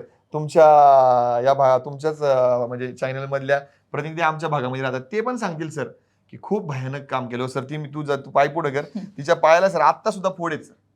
म्हणजे सर हे हे काम माझं आहे सर सर. कसं झालंय, ही चप्पल घासून घासून झालंय बरं का सर हे सगळं. म्हणजे मी इतकं एवढ्या पळाले 8 लोकांची महिने सर. दार झिजवले बरोबर सर, हे इथलंच नाही ना सर, ती जेव्हा एवढं तिकडं होती एवढे ना, कष्ट केले तुम्ही सगळे, आणि ज्यावेळेस तुम्हाला कळालं की आता आपण एवढं सगळं कष्ट केलं, एवढे कार्यक्रम घेतले, एवढ्या लोकांच्या भेटीगाठी घेतल्या, एवढं सगळं केलं, आणि या सगळ्या प्रक्रियेनंतरनं आता आपण ज्यासाठी हे सगळं केलं की जी जनतेची सेवा करण्यासाठी, नगरसेवक होण्यासाठी, ज्यावेळेस पहिल्यांदा असं वाटलं की याला सगळ्याला कुठंतरी खीळ बसते, त्यावेळेस काय वाटलं पहिल्यांदा? की वाटलं आता की आता संपते, इथं आपली उमेदवारी जाते वगैरे, त्यावेळेस काय वाटलं पहिल्यांदा, काय मनात आलं? ते स्पीड नडला. जास्त काम करणं जास्त कधी कधी काम करणं राजकारणामध्ये होतं ना. वाईट असतं. तुम्हाला वाटतं की जास्त काम केलं म्हणून झालं असं? हो, जास्त काम केलं प्रभागामध्ये, त्याच्यामुळे हे मग झालं मला असं तुमच्या वाटतं. पहिल्या भावना काय होत्या? तुम्हाला जेव्हा विश्वास बसला नाही, का त्यावेळेस पहिलं? मला एक 10-15 वर्षाचा माझा संघर्ष आठवला, त्याच्यामुळे माझ्या डोळ्यामध्ये तिकीट गेलं म्हणून लगेच खचणारी मी नाहीये सर. पण तो प्रवास जो होता ना माझा, म्हणजे एसटीच्या तिकिटासाठी पैसे नसणारे मी, ज्यावेळेस एकनाथ शिंदे साहेबांनी आमचं लग्न जमलं होतं आणि मला जिल्हा परिषदची निवडणूक लढवायची होती म्हणून आम्ही थांबलेलो होतो, पण तू एसटीच्या तिकिटासाठी माझ्याकडे पैसे नसायचे. तर आमच्या दोघांमध्ये ज्यावेळेस बोलणं व्हायचं ना, त्यावेळेस मी यांना म्हटलं होतं की मी आज खूप खुश आहे, कारण की तिकिटासाठी माझ्यासाठी पैसे नसतात, पण आज एकनाथ शिंदे साहेबांनी अर्ध तिकीट केलंय महिलांसाठी, म्हणून मी खुश असायचे. त्या तिकिटासाठी तरसणारी, पैसे नसणारी मुलगी, भाजपचं तिला तिकीट भेटतं देशातलं पहिले तिकीट, ही माझ्यासाठी मोठी गोष्ट होती. आणि ते ज्यावेळेस गेलं त्यावेळेस रिग्रेट नव्हता सर, कारण की नाही का शेतकऱ्याच्या कुटुंबात आहे मी, शून्यापासून शेतकऱ्याला सुरुवात करण्याची सवय आहे. दुष्काळ आला, ओला दुष्काळ आला, तो शून्यापासून सुरुवात करतो, त्यातून काही भेटू अगर नाही भेटू, पैसे नाही, तर त्याच्यामुळे शून्यापासून सुरुवात करण्याची भीती मला तरी शेतकऱ्याची मुलगी असल्यामुळे कधी वाटत नाही. पण मला तो संघर्ष आठवला, आणि ज्यांनी माझ्या स्वप्नासाठी आयुष्य ओतलं ना त्याच्यामध्ये, ती प्रभागामधल्या माझ्या महिला असतील, धनाभाऊंना उभं करण्यामध्ये ज्यांचा वाटा आहे, आमची धनंजय भाऊ जाधव फाउंडेशनची सगळी टीम असेल ना, त्यांनी ते स्वप्न पाहिलेलं होतं. आणि त्या ते रडले मुलांच्या म्हणून आम्ही डोळ्यामध्ये रडलो. जे ते पाणी रडले म्हणून होतं आम्ही सर, रडलो, सर. त्याच्यामुळे- एवढा संघर्ष जर असला तर प्रचंड वाईट वाटतं, की म्हणजे कशाच्या तरी साठी आपण संघर्ष करतो, एक नेमकं सांगू का यश सर, मिळवण्यासाठी, याच्यामध्ये- आणि ते यश जवळ येतं आणि त्याचं अशा प्रकारे हुलकावणी पण देतं. ज्या म्हणजे दिवशी मी घरी बसेल ना सर, त्या दिवशी माझं अपयश असेल. जोपर्यंत मला असं पद काही भेटत नाही, पण मी लोकांमध्ये आहे ना, तोपर्यंत ते माझं यशच असणार आहे. म्हणजे मी पदासाठी काम करत नाही, कशासाठी, मला फक्त स्वातंत्र्य पाहिजे. जगातला कुठल्याही तराजूमध्ये एकीकडे हिरा असेल आणि दुसरीकडे स्वतंत्र असेल, तर मी चूज करेल स्वातंत्र्य. स्वातंत्र्यासाठी मी जगातली कुठल्याही गोष्टीचा त्याग करायला तयार आहे. तुमची काय भावना होती? आमचा- म्हणजे अशा पद्धतीने सर, तुम्ही पण त्यांच्यासोबत हे संघर्ष सगळं- होता, सोबत होता तुम्ही सगळ्या सर, हे गोष्टींमध्ये. सगळं घडलं, एवढं सगळं केलंय, मेरिट दाखवतात, सगळं होईल, प्रभागातली लोक भेटून सांगतात ते की खूप लीडनी सीट लागल बिगल, सगळ्या गोष्टी झाल्या. म्हणजे आम्ही फक्त प्रभाग शिफ्ट केला म्हणून अनेकांना आनंद झाला सर, आणि अनेकांना दुःख झालं सर. पण हे सगळं होत असताना एक मात्र नक्की सर अभिमान वाटतो भारतीय जनता पार्टीविषयी, म्हणजे दुसरा जरी पक्ष असला तरी सुद्धा, की 8 महिन्यामध्ये केलेल्या कामाच्या मोबदल्यामध्ये एवढं मोठं तिकीट मिळतं. अनेकांनी आज तुम्ही बघितलं असेल की रडताना व्हिडिओ पाहिले ते, की तिकीट मिळालं नाही म्हणून, पण आम्हाला तिकीट मिळालं त्याचा आनंद आम्हाला होता. तिकीट जाताना दुःख वाटलं नाही, त्याचं कारण असं होतं की आमच्या विरोधामधल्या नरेटिव्हचा, फेक खोट्या नरेटिव्हचा जे भारतीय जनता पार्टी आणि आमच्या विरुद्ध लोकांनी केलं, त्या भाजपच्या लोकांना मी दोष देणार नाही, खालून अर्धवट सत्य आले असलेले व्हिडिओ आले, आणि त्या बिचाऱ्या लोकांनी भारतीय जनता पार्टीच्या प्रेमापोटी आमच्या विरोधामध्ये ते सर्क्युलेट केले. पण भारतीय जनता पार्टीने जर आमच्यावर विश्वास ठेवला ना, त्या नेतृत्वाने जर आम्हाला तिकीट दिलं ना बिचाऱ्या, त्यांचं काय दोष आहे? मग त्याच्यामध्ये कॅप्शन काय होतं की केंद्रातल्या नेतृत्वाला कळत नाही का पुण्याला तिकीट देताना देवेंद्रजी आणि मुरलीधर मोहोळ यांनी? मला नाही ऐका ना काय सर. एक विचारायचंय खरंच यामध्ये, की तुम्ही मगाशी म्हटलं की तुमच्या लग्नात येऊन देवेंद्रजी हे बोलले की धनंजय जाधव माझ्या छोट्या भावासारखे आहेत. ह्या सगळ्या प्रक्रियेमध्ये तिकीट कापले तुमचं का तुम्ही माघार घेतली? सर, नेमकं माझ्या झालंय काय? मोबाईलमध्ये आता SMS आहे सर. पूजाचं मत असं होतं, पार्टी फर्स्ट, पक्षाच्या नेत्यांना दाग लागला नाही पाहिजे. आणि खाजगीमध्ये मी काही लोकांना भेटलो होतो. तुम्ही सोशल मीडियावरती तुम्हाला खूप अनुभव आहे त्या सगळ्या प्रक्रियेचा, मी जुना तुम्हाला ओळखतो खूप वर्षापासून. फेसबुक आणि इंस्टाग्राम आणि ट्विटरवरती एक मोठ्या प्रमाणामध्ये भाजप विरोधामध्ये यांना पाडायचं, जिथं जिथं असे बदल झालेत, इतर कार्यकर्ते गेले तिथं पाडायचं, हे करायचं. त्याच्यामुळे साधारणतः जर ती मुवमेंट वाढली असती तर 40-50 जागांना धोका निर्माण झाला असता. लोकांना आमची किंमत वाढवते असं वाटतं या स्टेटमेंटमधनं. पण सत्य आहे सर, फेसबुक आणि या सगळ्या प्रक्रियेला जर खोटा नरेटिव्ह गेला तर पार्टीला गणित होऊ शकतं. एक नगरसेवक घडणं आणि अनेकांना त्याचा तोटा होणं हे आम्हाला दोघांनाही योग्य वाटलं नाही. नगरसेवक नसताना नगरसेवकाला 3 कोटी रुपयाचं बजेट मिळतं सर आणि नगरसेवक नसताना 5 कोटीचं बजेट आणणार आम्ही आहोत. नगरसेवक हे काय भारतीय जनता पार्टी विचार करेलच भविष्यामध्ये सगळ्या गोष्टींचा. त्यामुळं आम्ही भारतीय जनता पार्टी, हिंदुत्व आणि या सगळ्या गोष्टींना विचार करून तिने तो निर्णय घेतला सर. पण आता तुम्ही म्हणताय की तुम्ही माघार घेतली. ट्रोलर्स म्हणतायत की त्यांनी ते मुद्दा हाईप केला कोण आहे म्हणून ट्रोलर तुम्हाला सर? भाजपनी सर, कोण आहे सांगितलं ट्रोलर सर? ते आता- का किंमत देऊ या ट्रोलर्सला मी सर? सर जी भूमिकाच माझ्या पत्नीची नाहीये, माझी पत्नी देवेंद्रजी त्यांचा आनंद आहे तो बेगडी आहे की त्यांच्यामुळे तर मी सांगू का तुम्ही तुम्हाला? माघार स्वतः घेतली. 100% भाजपने तुम्हाला सर. तर मी सांगितलं तुम्हाला नाही. सांगू का, ज्यांनी टीका केली ना, जर असं असेल भाजपने जर तुम्हाला तुम्ही माघार caption काय घ्यायला टाका माहितीये का सर हम्म. तुमच्या आजच्या या मुलाखतीला सर, की पूजा जाधव, धनंजय जाधव वरती टीका करणाऱ्यांनो हा व्हिडिओ फक्त तुमच्या आनंदासाठी पहा म्हणा. त्यांनी माघार तर घेतली आनंदासाठी पहा. जेव्हा ते सर हे पाहतील ना सर, ते सुद्धा झोपताना रात्री झोपणाऱ्यांना रडतील सर. माझं तेच म्हणणं आहे की हा बदल जो झालाय किंवा तुम्ही उमेदवारी मागितली त्यांच्यामुळे नाही घेतलेली नाही, किंवा ते ज्या पक्षावर नाही, प्रेम नाही, करतात ना सर, हम्म. त्या त्या पक्षाला पक्षासाठी इफेक्ट होऊ नये म्हणून नाही घेतली सर. घेतलेली. ही तुम्ही घेतली आहे हो, आम्ही घेतली. ही भाजपनं तुम्हाला नाही सांगितलं की नाही, विड्रॉ नाही, करा. नाही, प्रत्येक नेते म्हणत होते की तुम्ही लढलं पाहिजे, वातावरण पण मग चांगलं हे आहे, सगळं security तुम्ही आहे. माघार घ्यायचं ठरवलं. तुम्हाला देवेंद्र फडणवीसांचा फोन वगैरे नाही आला की तुम्ही खाजगी छोटे भाऊ आहे. झालं सर, झालं तुम्ही आमचं छोटे बोलणं भाऊ झालं आहे. सर. हम्म. आणि ते बोलणं मला आता सांगताना थोडंसं होते. थोडं सांगितलं पाहिजे ना हे झालं आता बोलणं. किमान ह्या ट्रोलसाठी तरी सांगितलं नाही, पाहिजे त्या झालं बोलणं. पक्षातल्या की साहेब म्हणले, साहेब आणि साहेबांच्या वतीने आणखीन 2-4 लोकांचं बोलणं झालं. ज्यांचं बोलणं झालं त्यांना माहिती आहे, त्या लोकांना मी खरंच आम्ही नवरा बायको धन्यवाद देतो की एवढ्या संघर्ष आमच्या विरोधामध्ये असताना संघाची एक मोठी टीम आमच्या बाजूने उभी राहिली, भारतीय जनता पार्टीची टीम उभी राहिली, सीएमओ ऑफिस मधले काही लोक आमच्या बाजूने उभी राहिली, की ज्यावेळेस त्यांना लक्षात आलं की ही लोक खरी आहेत आणि ह्यांना खोटं ट्रोल केलं जातंय.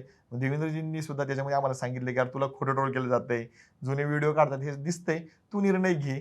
आणि मग ते आम्ही सांगितलं नाही साहेब, माझ्याकडे तसा मेसेज आहे की नाही साहेब, पार्टी फर्स्ट आणि हे पूजाचं मत आहे पार्टी फर्स्ट आणि तुमच्या चेहऱ्याला किंवा पुणे शहराच्या नेतृत्वाच्या चेहऱ्याला डाग लागू नये म्हणून आम्ही थांबतोय. मग ते म्हणले तुझा निर्णय आहे, तू आम्ही तिच्यासोबत आहे म्हणले. आता हे सगळ्या याच्यामध्ये मला आणखीन एक प्रश्न विचारायचा आहे की हे सगळा जो प्रकरण आहे भाजपमधल्या किंवा हिंदुत्ववाद्यांनी हे सगळं काढलं असं म्हणतात. त्याच्यामध्ये एक नाव आहे शेफाली वैद्य. ह्यांनी एक खूप पोस्ट वाईट टीका केली केली होती आमच्यावर आणि त्यांनी. त्याच्यामध्ये पोस्टमध्ये त्यांनी लिहिलं होतं की अशा प्रकारच्या लोकांना भाजप जर तिकीट देत असेल तर आपण पक्ष न बघता सुसंस्कृत उमेदवारांना मत दिलं पाहिजे आणि त्यांनी भाजपला जोडलं होतं प्रचंड. बरोबर आहे. आता ती त्यांची पोस्ट प्रचंड व्हायरल झाली.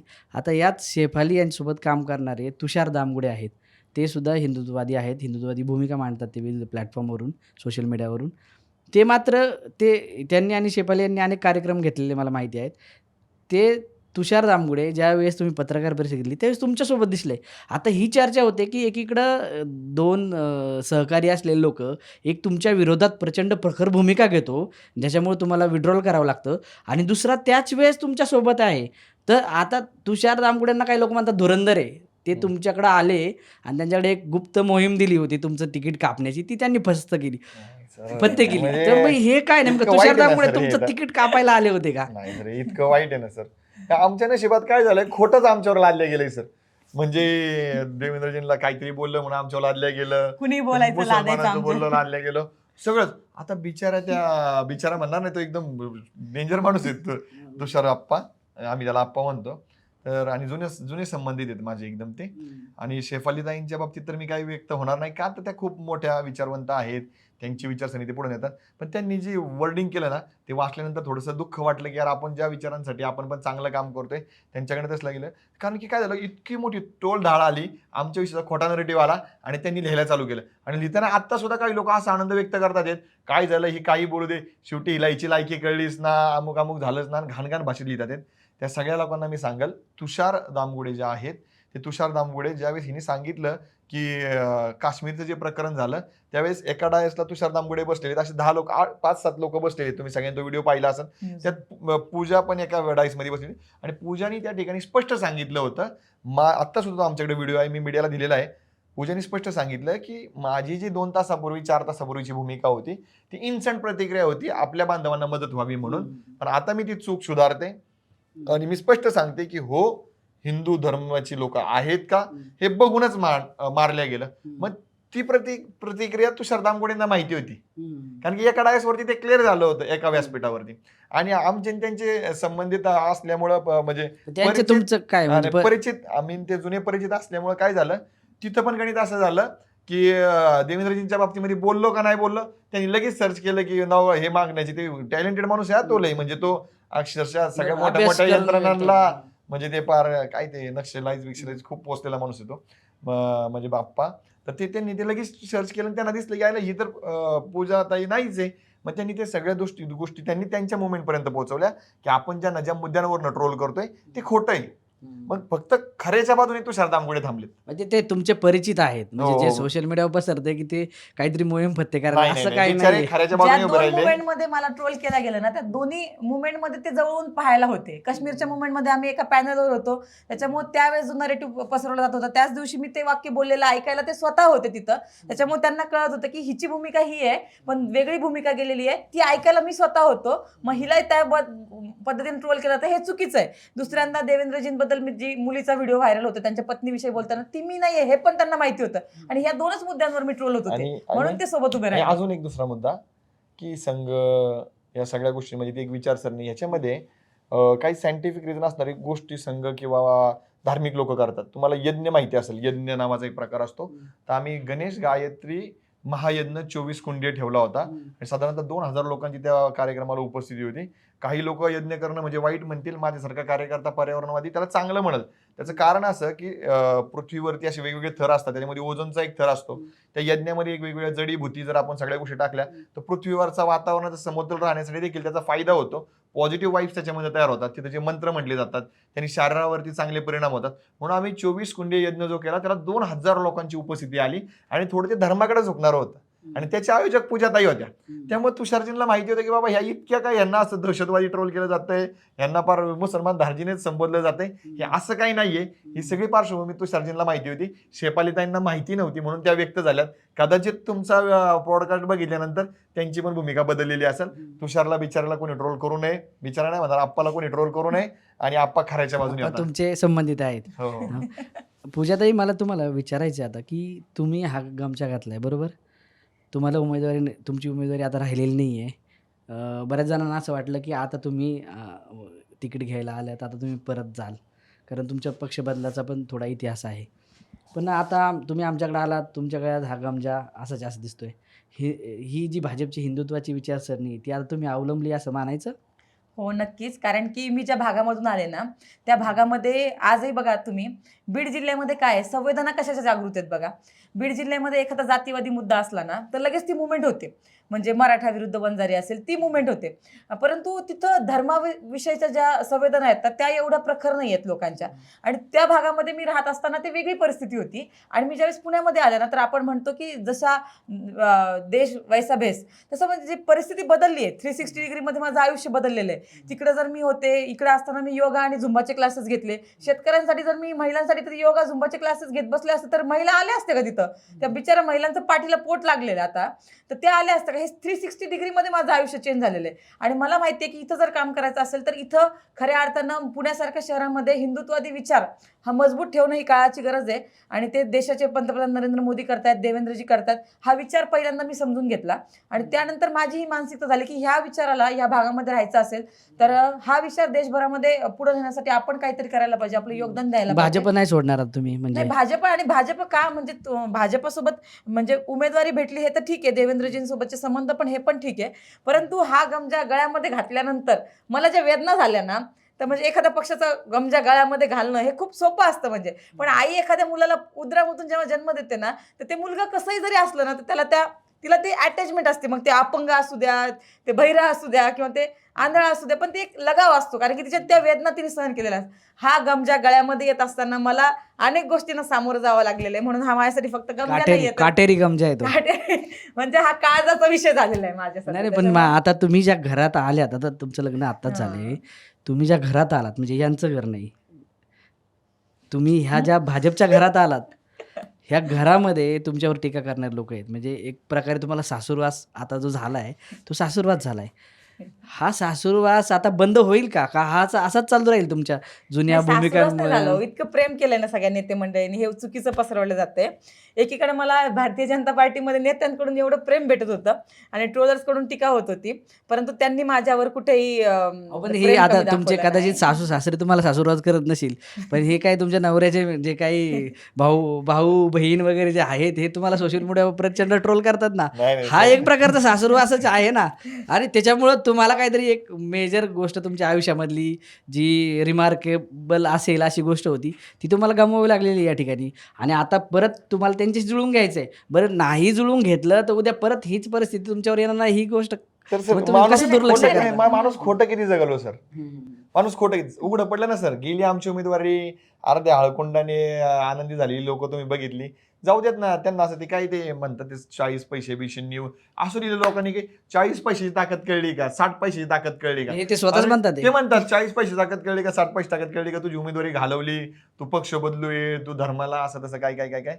सर त्या लोकांनी जर तुमचा पॉडकास्ट बघितला ना सर, तर हे सगळे नाही, हिला पण प्रेम हे करतात. अशा पद्धतीनं ट्रोल करणं पहिली गोष्ट म्हणजे एका महिलेला ट्रोल करणं कितपत योग्य ज्यावेळेस आहे. आणि पुण्यामध्ये तुम्ही आलं आता तर मला हे भाजपमध्ये आहात. हिंदुत्व कळलं ना सर, त्यावेळेस मला असं वाटलं मी खरंच इथं हिंदू विरोधी आहे का.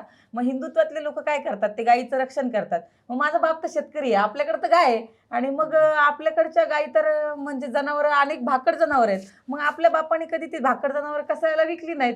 मग आपल्या बापाची एवढी परिस्थिती आहे का की 50 रुपये प्रत्येक भाकड जनावराला दिवसाला खर्च आहे, तो माझा बाप करू शकतो का? नाही करू शकत ना. पण तरी पण हे भाकड जनावर का सांभाळतो माझा बाप? म्हणजे तो हिंदुत्वादी आहे ना, तो शेतकरी आहे पण तो गायी सांभाळतो भाकड.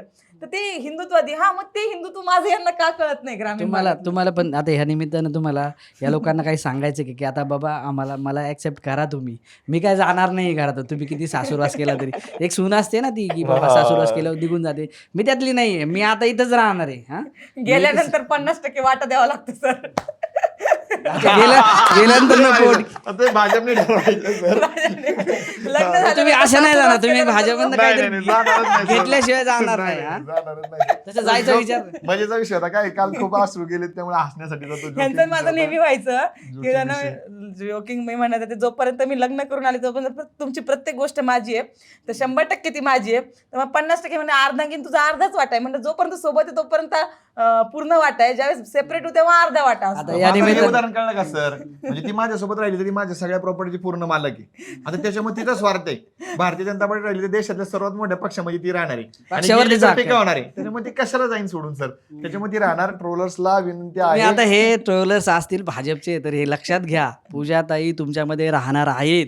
उद्या भविष्यामध्ये तुम्हाला त्यांना भाजपला उमेदवारी द्यावी लागणार आहे आणि ह्याच तुमच्या नेत्या असतील. नक्की. बरोबर ना? बरोबर आहे, नाही, बरोबर मी आहे. भाजपची छोटी कार्यकर्ता असेल, पण सगळ्यांनी सामावून घ्यावं. मागच्या घटना पुन्हा पुन्हा येऊ नयेत.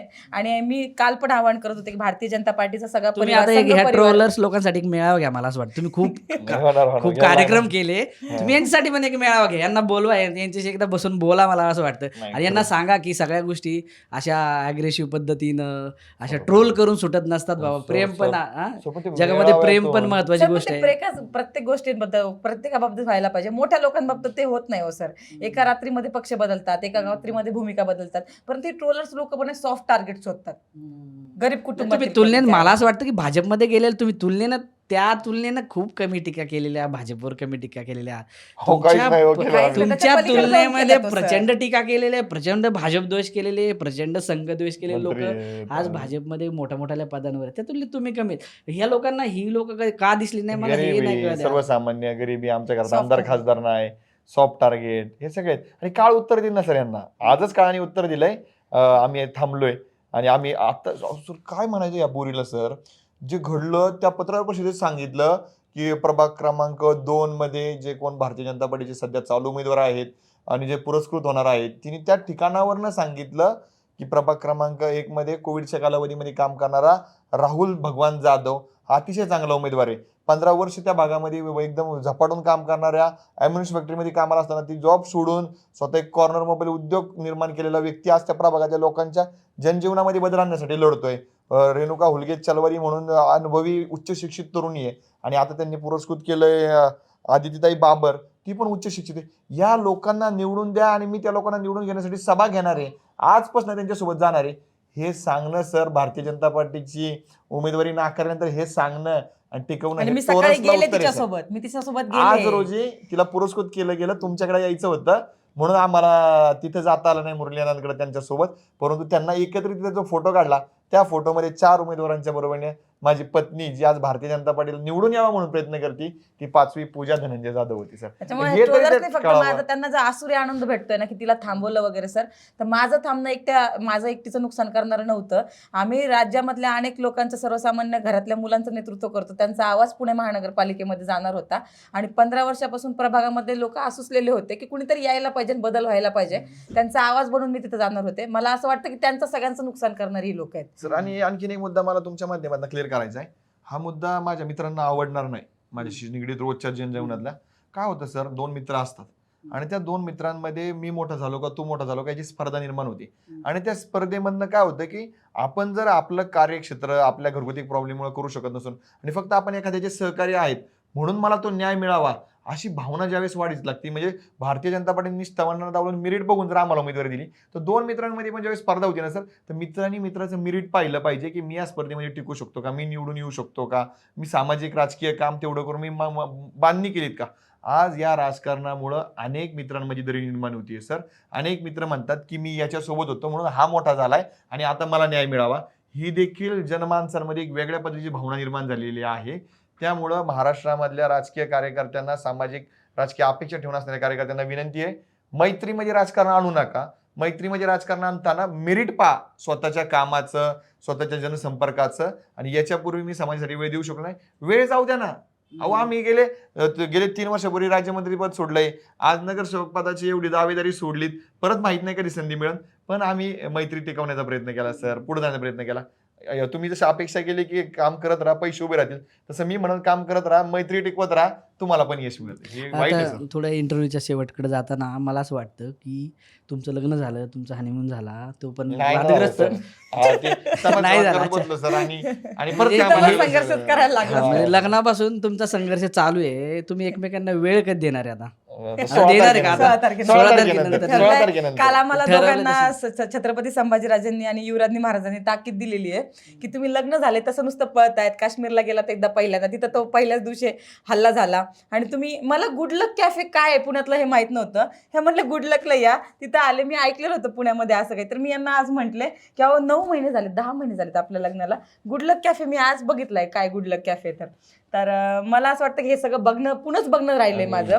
आणि सगळीकडे तर त्याच्यामुळे युवराजनी महाराज म्हटलं की 16 तारखेनंतर आता तुम्ही काय बाहेर तुम्ही गेलं पुण्याच्या पाहिजे. आता तुम्ही पुण्याच्या भाजपच्या नेते आहात, आता तुम्हाला पहिलं पुणे बघावं नाही लागेल. नाही, आता ह्याच्यामध्ये 2 गोष्टी आहेत. संभाजी महाराज, युवराजनी महाराज यांचे उपकार आहेत आमच्यावरती. एवढा प्रसंग घडल्यानंतर मायबापासारखं त्यांनी सांगितलं, धीर दिला, तिची भूमिका तिच्यापाशी, स्वराज्य म्हणून तुझी भूमिका तुझ्यापाशी, पण एकमेकाला समजून घ्या, एकमेकांनी चांगला विचार करा. आणि यांनी ज्या ताईंचा आता उल्लेख केला, त्या ताई ज्यावेळेस आम्ही त्या गुडलक पासून क्रॉस होतो त्या बोलल्या ना, माझ्या मनाला खरंच वेदना झाल्या सर. खरंच मी आल्यानंतर त्या ताईला बोललो की ताई मला वेदना झाल्या तुझ्या त्या शब्दांमुळं. त्याचं कारण असं सर की नवीन कपल आहे आम्ही, वय आमचं काय आहे सर, आणि मी लग्न झाल्यानंतर एवढं सगळ्या गोष्टी मी माझ्या बायकोला कुठल्याच एका रेस्टॉरंटला नेऊ शकलो नाही सर. कोणाकडे सांगावं की हे या रेस्टॉरंटला आतापर्यंत 8 महिन्यामध्ये दिसले होते सर. मी माझ्या बायकोला, नवरा बायकोचं जे नवीन लग्न झाल्यानंतरचं प्रेम असतं ना, ते देऊ शकलो नाही. आणि काय हातात आहे तर सर, आज आम्ही आनंदी आहोत सगळे. मिळालेली उमेदवारी सोडायला लागली. तुमच्या इथं येताना सुद्धा तुमची मला ताई बोलली आणि मला ते सर मनाला स्पर्श मी केला. आज एक मागणी ट्रोलर्सला मागितली मी सांगतो त्यांना. सर, ट्रोलर्सला मी सांगतो, खूप वेदना आहेत आणि हे खूप मोठा संघर्ष आहे धनंजय जाधव इथपर्यंत नवरा बायकोच्या येईपर्यंत. वेदना आहेत या. नाही, मी त्यांना आज काय मागितलं, त्यांना सांगितलं मी आज जेवण कुठं करायचंय. ते आज मला म्हणले की आपण जेवण कुठं केलं नाही एकत्र, आपण आज जेवण एकत्र करूया. मी हॉटेलमध्ये. तिला हो म्हटलं. आता कुठंतरी आज मात्र लोक आज कुठंतरी पण फोटो तुम्ही काढू एवढे दिवस शकतात. हॉटेलमध्ये बाहेर जेवण नाही केलं नाही म्हणजे? ना नाही सर, नाही नाही. नाही ना सर, देवशपथ विश्वास नाही बसण्यासारख्या गोष्टी नाही रे. नाही सर. एकच दिवस कुठंतरी आम्ही काहीतरी वाद झालता, कोणीतरी आमच्यावर टीका टिप्पणी केली होती म्हणून डी वाय पाटील रोडला एक छोटासा कॅफे, तिथे जाऊन आम्ही काहीतरी सूप पिलं होतं सर दोघं व्यक्तिगत. नाही तर सर एकही दिवस नाही सर. आणि ते पण डिप्रेशन मध्ये होतो. कोणीतरी टीका केली, ह्याच राजकारण्यांनी कोणीतरी कुरघोडी केली होती, वेगवेगळं काहीतरी केलं होतं, त्यामुळे सर नाही तर एकही फोटो व्हिडिओ दाखवावा, आम्ही थांबू उद्यापासून सगळं. म्हणजे खूप संघर्ष आहे सर इथपर्यंत येण्यामध्ये. मग पूजा जाधवांना तू सांग, तुला आज संपर्क कोणाकोणाकडनं झाले, काय काय ते भाजप सोडणार नाही म्हणलेत, मग ते कव्हर कर. हा हा हा. आज कालची मुवमेंट झाली आणि नंतर यांना सगळ्यांना वाटायला लागलं की ही मुलगी आपल्याला भेटते की काय. म्हणून मला आज अजित पवार साहेबांकडून निरोप आला होता, त्यांच्या त्यांच्या PM कडून, गटाकडनं. त्यांच्या गटाकडून निरोप आला होता की मी आज पुण्यामध्ये आहे, माझी सभा आहे पुण्यामध्ये आज, सभा का काहीतरी कामानिमित्त ते पुण्यामध्ये आहे, तर भेट घेता येईल का किंवा ती मुलगी आपल्यासोबत काम करेल का म्हणून विचारणा सुद्धा झाली. त्यावेळेस पण मी त्यांना स्पष्टपणे सांगितलं की माझा भारतीय जनता पार्टीसोबतच राहण्याचा विचार आहे, मला यायचं नाहीये, मी असं वेगळ्या कारणासाठी कधीतरी भेटेन तुम्हाला, परंतु आज सध्या नाही भेटणार तुम्ही. म्हणजे हे सगळं घडलंय तर लोक या गोष्टीचा फायदा घेऊन अशी एक मुलगी भारतीय जनता पार्टीवरची नाराज आहे तर आपल्याकडे येईल का, असे तिने एक पक्षाचं सांगितलं, मला वेगळ्या लोकांनी संपर्क केला. आता शेवटी तिची वाटचाल वेगळी, माझी वाटचाल वेगळी, तिचे राजकीय निर्णय तिने घ्यायचेत म्हणून मी सांगत नाही. मलाही 4-5 पक्षांनी विचारलं ती नाराज आहे तर आम्ही तिच्या भविष्याचा विचार करू, ती आमच्याकडे येईल का.